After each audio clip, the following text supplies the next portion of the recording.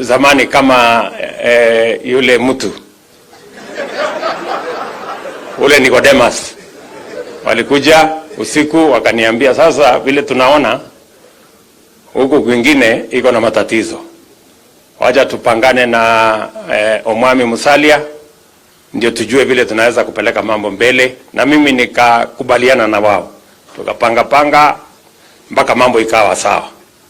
Lakini vile mlisikia, shetani naye akamtembelea na amesema vizuri ya kwamba hata Musa yule alipeleka maneno hakufika.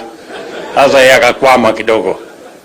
Lakini tunataka ule shetani alimkwamisha huyu mtu, tuseme riswa huyu ndio hii shetani apotee. Ama unasemaje? Ninasema riswa. Riswa hii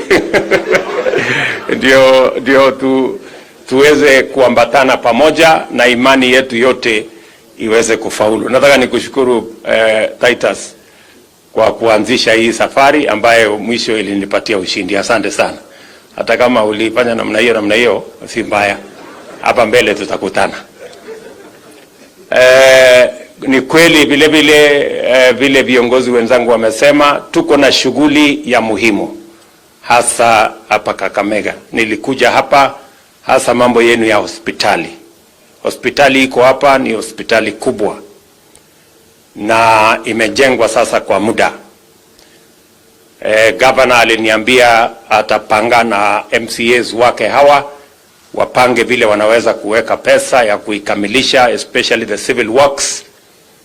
Ameniambia ya kwamba mambo ni mzito, county ni kubwa, na ni kweli ni county kubwa, lakini hata hivyo mnapatanga mlungula kidogo si mbaya sana, mnapatanga mzigo mkubwa.